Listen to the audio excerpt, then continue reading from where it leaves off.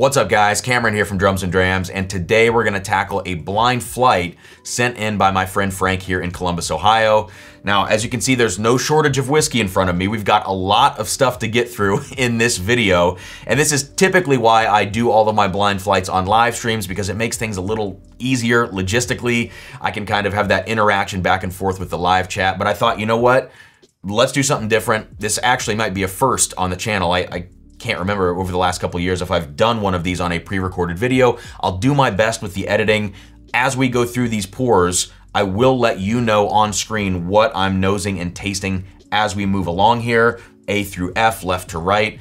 You'll know, I'm gonna find out at the end of this filming. I have an answer key in this sealed envelope that Frank gave me. I'm not sure if it's all on one sheet of paper or 6 different little answers on note cards, I'm not sure. But Frank is calling this flight the training montage, and I should have hammed it up. I should have done like a, the Rocky run. I should have been hitting the bag or whatever. But the point is, I have a big competition this Friday, the week that this video is coming out, where I'm gonna be up against the other Matt Madness winners from different years of the competition and Matt himself. And this is the training montage, and I'm sure Frank did not make it easy for me. I can already tell by the messages he's been sending my way. It's also a perfect time to do this because it's storming outside, my basement's flooding, and what better thing to do than just drink some whiskey and forget about it until tomorrow morning. So let's do this thing.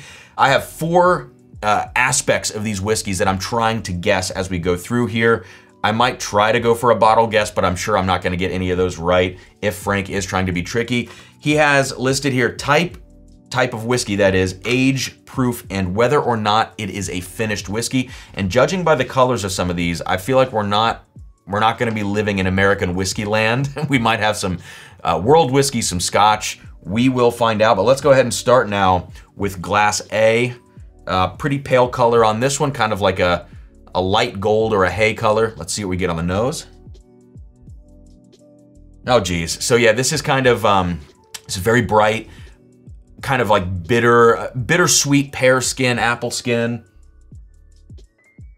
Yeah, definitely some lemon going on here. I would actually go maybe more towards the lemon than I would those other light fruits I called out. Proof feels kind of low. I mean, this is around that 90 proof range for me. I'm not sure of the type of whiskey. It has kind of like this vegetal quality to it. I could see this either being like a really light Speyside Scotch, maybe some sort of grain whiskey. I could also see this being an Irish whiskey as well. Yeah, but there is kind of this underlying toastiness. So there's some suggestion for me in here of like this American oak maturation. I'm not sure if it would be fresh oak or refill casks, but an interesting whiskey. Not my favorite profile by any means, but let's go ahead and taste it now. Cheers. Oh yeah, this is weird. This is kind of like, yeah, there and gone. Very short on the palate. Feels to me like, almost like an artificial sweetener kind of note. I picked this up on something recently in a video that I released. Yeah, definitely not my favorite. In terms of proof, I'm gonna go 86. I mean, that might even be generous. This could be an 80 proofer. We're gonna go ahead and set the standard here. I did not sip any whiskey before this flight, by the way. We're gonna go 80 proof. Age on this. This feels so young. I mean, it's some sort of world whiskey in my mind, and it's probably 6 years old, I would say. I might do a once over at the end of this video just to kind of recalibrate, make some final adjustments, but I'm gonna go one by one down the line as we get into this. Do I think it's finished? I don't think it's finished. And the last thing would be type of whiskey for this one. Gosh, I mean, I'm gonna come back to that. I'm gonna come back to type. I'll go ahead and circle it. So let's move on now to glass B. Glass B is a similar color. It's actually lighter, so this is even more scary. The lighter the whiskeys get, the harder the stats become, to guess. It's when you're in Scotch territory or world whiskey, single malt, single grain blends, and you're trying to guess stats, things get really, really confusing, I think. Way more so than American whiskeys. Those feel straightforward to me. Bourbons, ryes, even American single malts to some degree are a little easier. But once you get out of America, this stuff gets, this is tough. Oh, big pungent punch of fruit. And it just shows me how kind of subdued the profile was on glass A. Yeah, it's like nothing's even there. I think that 80 proof guess is gonna be a good guess. But this is big, pungent, perfumed, say that 3 times fast. Lighter fruits again, but maybe more in like peach apricot land. I think I'm in like kind of like peach, apple, pear. That's kind of where I'm at. It smells nice, but it's also a little funky. It feels like the fruit have been left out in the sun and they're just, like you cut them open, left them out in the sun and they're just kind of, you know, nasty and I don't know. Over stewed is another word I want to use. All right, let's taste it now. Ooh, that's actually pretty nice on the palate. Wow, great spice profile on glass B. This feels like a heftier proof. This could be some sort of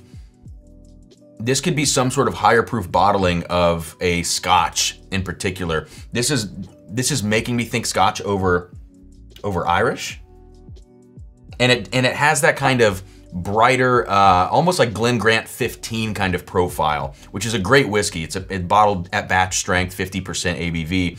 I love that Glen Grant 15. This gives me elements of that with the proof, with the profile. It does feel like it has some development on the palate in terms of its age.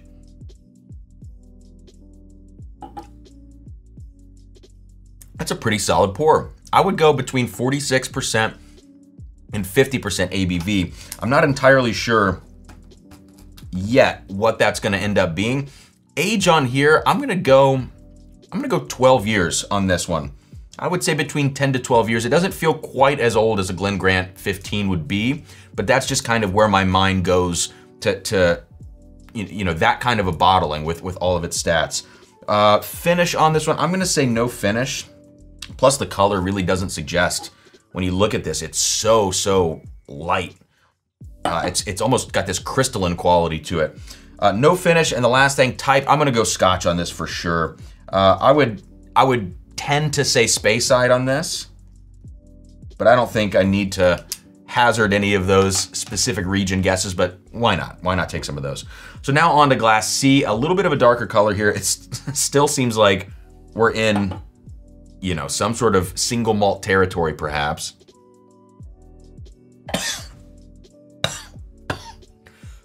It smells like, oh my God. I promise you I'm not overreacting. This smells like, if you guys have ever had cheesy popcorn, and it's, I like cheesy popcorn, so I don't know why I'm being a total, you know, weenie about it, but dude, this smells like cheesy popcorn. I'm not, it's not even a suggestion of cheesy popcorn. It just smells 100% like it. What is this? It smells like a fart and cheesy popcorn. I don't even know if I want to taste this. If this is like a great whiskey, Frank, I'm so sorry.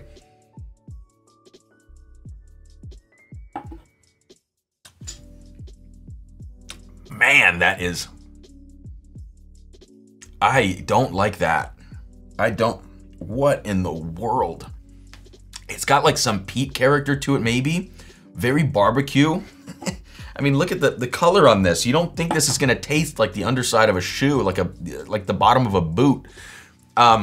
It's like big barbecue, burnt ends kind of notes. This, what I call an industrial profile, where you get kind of like this rocky granite, almost gravel pebble kind of thing on the palate. It's both a texture and kind of a flavor as well. You know, Frank, at one point we were doing, you know, kind of a whiskey share, just hanging out. And he let me try this independent bottling, and I don't remember where it was from. And it had this kind of profile. I don't know if it was a Bunnahabhain or maybe a Bruichladdich. It was something like that. I would have to ask him. This could be that particular independent bottling. I don't know why I said it that way, because it's got this funky industrial thing. I'm not a fan of this on the nose. The palate's better, but still not great. I'm gonna go 46% ABV, I think, on glass C, which is gonna bump my guess on glass B, which I said that we need to come back to. 46 on glass C. Age on this cheesy wonder, I don't know. That's 10. I'm gonna say 10. It's such a strange profile. I feel like it's deceptive in some ways. So 10 years. Finish on this. Is it finished in a smoke pit? Or in a pig's butt? I don't even know. This is an interesting one. Ooh, There's actually this grapiness hanging out. I'm gonna say there is a finish. There's almost like a brandy thing or a port thing going on. So maybe port finish. Could be sherry. It's a raisin character. It's a skunky raisin character. That's gotta be a single malt scotch. On to Glass D. Hopefully we're on to greener pastures now as we get into Glass D. And hopefully this is not the worst thing that you've ever watched. Let me know in the comments if this kind of flight is something I should do more, or if this is not fun for you as a viewer. Drop a comment below. Let me know what you think. But if you enjoy it, you know, you can hit that like button. This is a little darker color now on Glass D. Oh, I think we're in maybe rye whiskey territory now. American rye whiskey. But I think I don't think we're just in any old American rye whiskey territory. I think we're in craft whiskey territory now. So this has kind of like that dad's hat rye note to it for me. Pennsylvania rye, which is actually a great bottle. Yeah, this smells like, gosh, what would that be? Just a really big barrel char note, and it smells like when you're inside of like a Target or a different, or like a grocery store, and you go down the automotive aisle and you kind of get that smell of the rubber and all those just plasticky rubbery things. This has that kind of a profile on the nose. And also this farmy, like you're walking into a barn, excuse me, like soil, hay, barn, that also is on the nose. So anyways, let's go to the palate now.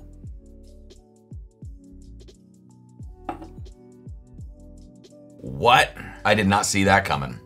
Smoke, big smoke. So I actually feel okay about calling some of those notes on the nose. I wonder if this is like High West Campfire, because it felt American to me, and then all of a sudden it totally goes smoke. And I've never actually tasted High West Campfire. I'm not here to make a bottle guess, but this does feel like a low proofer. I don't like that. It feels artificial to me, the smoke. Frank, what are you doing to me, man? What are you doing? Some of these are painful. And you knew what you were doing. You know, you did. I'm gonna cop out again and go 46% ABV on this. I don't think it's as low as 40. That's first glass, I have to imagine, was 40. This smells wondrous now. Yeah, I'm gonna stick with 46. Age on Glass D, type of whiskey. I'm gonna say Glass D is a blend of American and Scotch. I mean, that's the best guess I've got. Blend of American / Scotch. Age on this, I mean, it doesn't feel particularly old. Oh, I can't have another sip of that. It's gonna like actually make me sick to my stomach. Age, 5 years. We gotta move on. Finish, yeah, maybe it's finished in a peated, let's say yes, because I would imagine it might be finished in a peated Scotch cask. If not, then there's just some sort of peated Scotch blended in here, or peated American single malt, but it's probably a safe guess to say yes, it's finished. So we are now in the back third of this, and thank God, because my taste buds are losing their mind. I don't know what's going on my tongue right now. All right, Glass 5, or E. Oh my God, Frank. This is torture. I really didn't know what we were gonna get into today, but I thought it had the potential to be bad. And I guess, you know, as we've gone through this, guys, you've seen what's in these glasses. I can't wait to do this reveal. And then to drink something better. All right, this is a big ethanol bomb on Glass 5, Glass E. I mean, it's green sappy ethanol. That's the only thing I'm getting on the nose. Especially coming off of something so dense and just, frankly, cringy and terrible as Glass D. It makes this feel like water. Oh my God. Glass E, what could this be? This sends my mind into Irish territory for some reason. Between A, B, and E, I feel like some of these could be Irish. Some of these could be other spirits too. I mean, there's the off chance that there could be brandies mixed in here. There could be American single malts. There could be just random things that I don't drink on a daily basis or yearly basis or ever in my life. Maybe rightly so.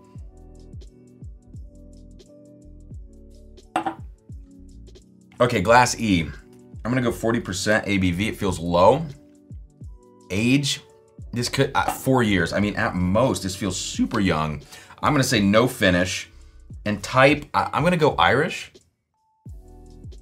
Although this feels like a great, like some sort of weird blend, like terrible blend, grain whiskey. Actually, you know what? I'm gonna go blended Scotch on Glass E. And I might have to make that guess on something else once we come back around. But now, finally, the last glass in this flight before a quick once over and we can wrap this video up. Okay. Another cheesy note. I'm not sure what it is. I had the popcorn cheese on one of these glasses. On this one, it's like a nice Gouda. It's like a nice Gouda. I don't know what it is. Maybe I'm just in, maybe I just want some cheese. I need to go to the fridge. This is a strange one. It's like honeysuckle, very floral, vibrant on the nose. And again, I'm gonna go with another note that I've called already, kind of like a green apple peel.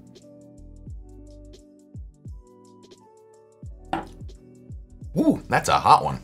That feels like 120 proof. I mean, could be even more. Big palate. I did not expect that. 120 proof, let's say. With that kind of a proof, I have to start funneling things down in my mind a little bit. And I feel like we're at cask strength, possibly an independent bottling. And I would imagine it's maybe like a younger Scotch. And with this color, I would say that there's probably no finish on it. So let's go 100, let's do a weird one, 119 proof. Let's call this 8 years. I'm gonna call it a single malt Scotch. And the last thing I need is a finish, and I said no finish. So I think I've covered everything. I just need to nail down the type of Glass A. I'm gonna say some sort of grain whiskey. I don't know, some sort of single grain. And then Glass B, I needed a proof. 46. Let's do the big reveal now. Let's see what we've got. In parentheses, no one said this would be easy. You got that right, Frank. Oh, okay. Okay. Glass A. Oh, this, hey, look at that. Glass A, Seagram's VO, 6 year, I said 6 year Canadian, 80 proof, I called it, 1983 bottling. Ooh, that's that kind of weird funk. So there was a funk on this. As I nosed it, I didn't say it out loud, so I can't prove it. In my mind, I thought, this has this Old Stitzel Weller note, this white cake thing I get on Old Stitzel Weller. There you go. So I nailed the proof, nailed the age. I said single grain whiskey. It's a Canadian whiskey, pretty much. I mean, we're pretty much there, and no finish. I will freaking take that. All right, on to Glass B. Whoa. Organic's right, smells like a fart. Deanston Organic, 14 year. I said 12. Single malt Scotch. I said it is a single malt Scotch. I said Speyside. I have to confirm that. I think Deanston sounds right, but I'm not sure. 46.3%. I said 46%. No finish, no finish. I will take that. I actually cannot believe I'm almost 2 for 2 on this. Okay, here we go. This is that weird bottling that Frank has given me before. And it is Bruichladdich. I said it was either Bruichladdich or something else, Bunnahabhain, I thought. Glass C, 46%, it's 54.1, so way off on the proof.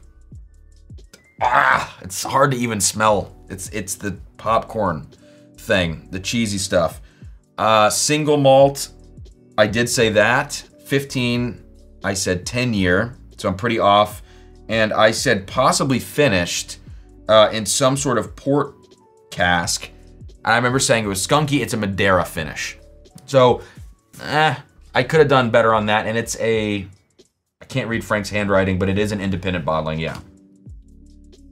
Glass D, Wiggle Distilling. W-I-G-L-E, I've never heard of this. Let's just say Wiggle. Wiggle Distilling, 4-year American rye. I said 5-year. I said it's a blend of American rye and Scotch, and then I went back on that and I said it was rye finished in Scotch. So 4-year rye, I said 5, 92 proof. I said it's 92 proof. I said finished, yes, and it is finished in ex-Lefroy casks. Okay, I promise I didn't cheat on some of these, or any of these. I cannot believe that, that I've kind of nailed 3 out of the 4. Okay. Glass E, Detroit City. Detroit is a city. 1-year bourbon, I said 4 years. 100 proof, I said 40%. So I was way off on proof by 20 proof points. No finish. I said it was a blended Scotch. 1-year bourbon. Ugh. All right, Glass F, finally rounding this out. It's a Glenrothes single malt, 10-year. I said 8 years. It's a signatory independent bottling, 64% or 64.5% at 129 proof. I said 119 proof. You know what, guys? I will take this. This was a great training flight. I don't know how I'm gonna edit it. I might just leave it completely unedited. I felt like I moved through this fairly quickly. Thank you, Frank, for sending this my way. And guys, if you're watching this video the day that it releases, tomorrow night on my Thursday night live stream, Frank sent me a part 2, but I think it's a reward. I think the next one's gonna be maybe a little bit better, and that's a reward on my Thursday night live stream to do that blind before Friday night's competition. So thank you, Frank. Thank you, everybody, for watching. Let me know what you thought about this format in the comments below, what you would like to see differently, what you enjoyed. Hit that like button. And also consider subscribing to the Drums and Drams Patreon. Having a lot of fun over there, building a great community. And it's been suddenly, you know, growing, big upturn with the recent growth of the channel as well. So thank you, cheers. And I'm not gonna say cheers with anything in this flight, because, I mean, some of them were good. Some of them are good, but I'm just gonna say cheers and see you later here on Drums and Drams.